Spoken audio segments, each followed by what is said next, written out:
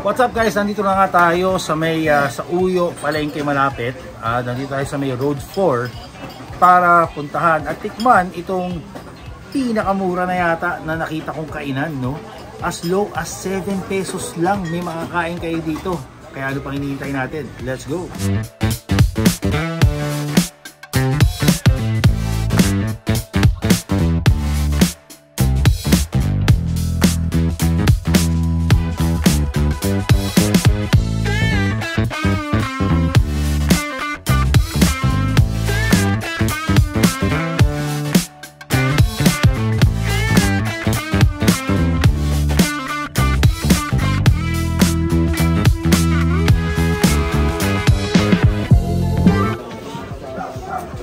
Ang kanin ho, Nay, magkano?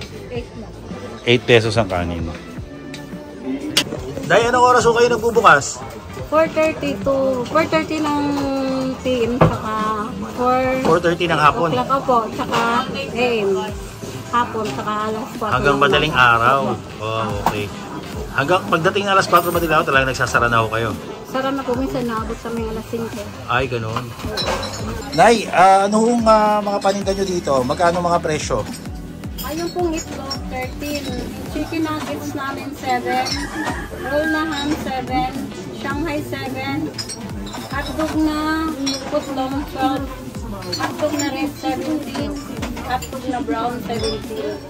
Ham, 10. Tinapa, 25. Daing, 25. Bukod doon, meron pa kayong mga nakita ko sa loob, no? Ano po ba yung mga nyo? Ayun pong tortang talong, Oh. 25 at saka tortang corn beef, 10. Okay. Skinless, 10. Saka langgunisa na maliit, 10. Langgunisang malaki, 25. Okay. May maling din ho, di ba? Mayroon po, 8. 8. Ang dami palang mga ulam, no? Sige, excited na ako. Tikman na natin yan, Nay. So yun guys, medyo maaga-aga kasi tayo dumating ngayon. Wala pang alas 4. 4:30 talaga yung bukas talaga nila dito. So yung ibang mga pagkain, niluluto pa lang. Pero meron na akong nakita, di ba? Yung mga nakasalang na dyan. Yun na yung mga pwedeng order. Pero hinihintay natin syempre yung mga tigsi 7 pesos. Kasi meron nga silang 7 pesos na na chicken nuggets. Meron sila ng parang salami. Tapos meron silang lumpiang Shai sa 7 pesos. So yung iba 10 pesos, yung iba 12 pesos, may 17. Pinakamahal na 25 pesos. Tapos yung kanin nga 8 pesos. So excited na rin ako talagang makain to, no? At yung opening hours nila nga ay 4:30 hanggang alas 4 ng madaling araw. Bakit? Kasi nandito lang po sa may palengke. Yung mga nagtatrabaho sa palengke, siyempre naghahanap ng makakain yan ng mga ganong oras sa palengke. Alam niyo naman, madaling araw pa lang. Nandiyan na yung mga tao, di ba?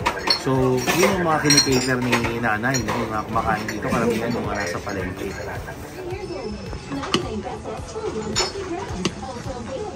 Yan. Ganyan talaga karami yan, Nay? Opo. Sigurado ha? Baka mamaya may magpunta dito, sabi... Ganyan talaga yan. Ganyan talaga. So, yan, 8 pesos. Opo. Tapos, tig-7 bawat isang ulam. Opo. Okay. Nay, bigyan mo pa ako nung the rest, yung mga hindi tig-7. Ha? Isang plato na lang. So, Nay, ayan na lahat yung mga iba-iba, no? So, magkano ulit yung itlog? 13, 27. 27. 25. 25 yung torta. Opo. Yung hotdog, tatlong klaseng hotdog yan eh. Oh, yung dalawang klaseng hotdog, chicken frank tsaka yung red at 17. 17. Itong putlong yun ang 12. 12. Yung daing, Tinapat tsaka daing 25. 25 each. Yung ham ang 10. 10 Wala pa pesos. yung Ano pang kulang ho dyan? Langgunisa tsaka embutido tsaka skinless. Saka maling. Tsaka maling. Ayun na lang kulang. O, ito na muna.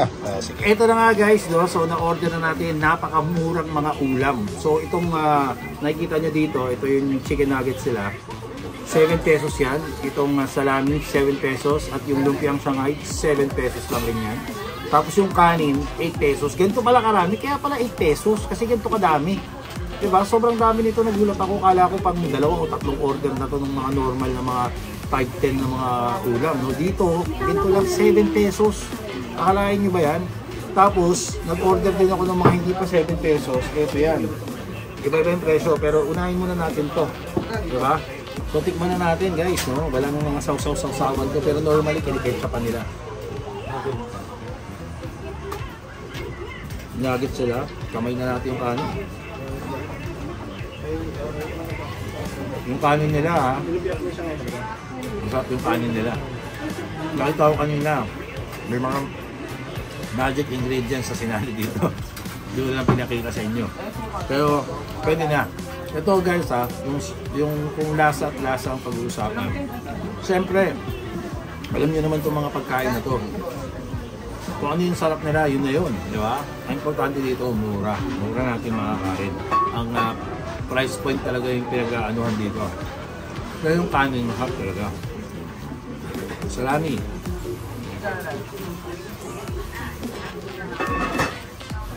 Manamis-namis na may konting alat na mantika. Diba?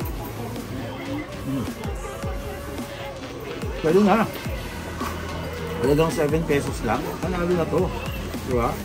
Shanghai, medyo mataba-taba yung Shanghai nila.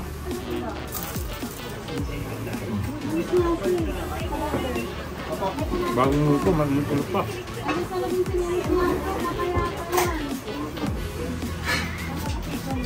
Ayos din Shanghai.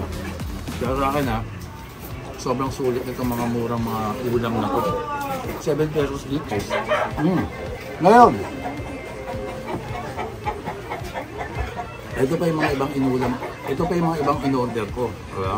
So, meron sila dito ang tinapa, meron sila dito ang daing, meron silang tortang talong na putol, tortang talong, meron silang egg dito na dalawang klase, diba? Merong scrambled, merong side up, may ham, at meron tatlong klaseng hotdog, diba? Tatlong klaseng hotdog. Ito daw putlong. Medyo parang diskumpiyado ko kung putlong to kasi parang di naman sa putlong. Kahit kasi laki lang nito. Ito 6 inches. Chicken. Ito yung pulang hotdog na normal. Okay? So, sabi, titikman natin to. Medyo mamantika yung kanilang tortang talong pero hanggang sa mo pa rin yung talong, di ba? Okay naman sa itong hotdog na pula.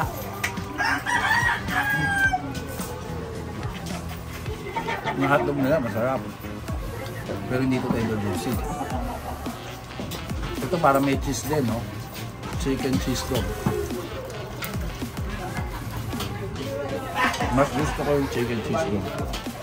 Masarap yung kanin. Kanin. Kuha tayo na itong scrambled egg. Scrambled egg talaga masarap ito. Gawa tayo itong lahi. Tinik-tinik pa.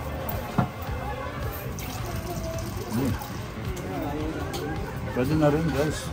Ito medyo mahal ako ang 25. Pero mahal na mga bilihin ngayon. Diba? Ito yung ham. Pwede rin yung ham. Sarap talaga ikanin nito. Murang-mura na to lahat, no? Hindi ko lang ma-complete pa kung magkano yung presyo nito. Pero makikita nito dito sa video kung magkano lahat ito. Sulit na sulit na. Naghahanap kayo murang kainan. Lamang chan, pwede na to. Ito pinaka-gusto ko. After the hotdog. Ay! Yung putlong pala. Hindi masyadong putlong. Hindi ko ba? Hindi ko ba ang titik ma?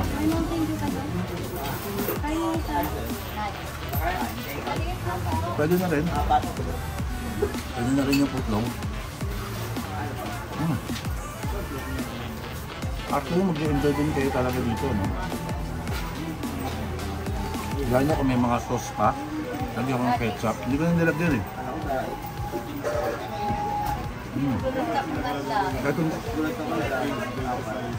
Ito parang isda na ito, hindi ko malapipirman.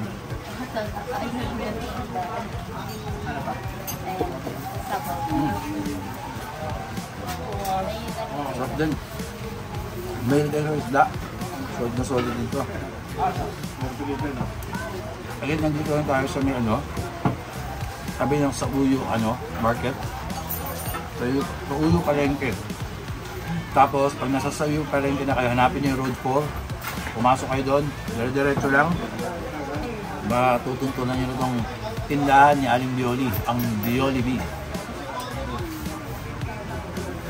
Balutin natin yung ham sa kanya. Sa hotdog. O, diba?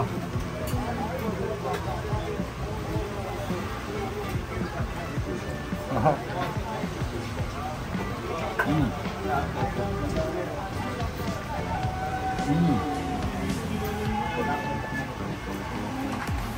Ito ang pagkain masa.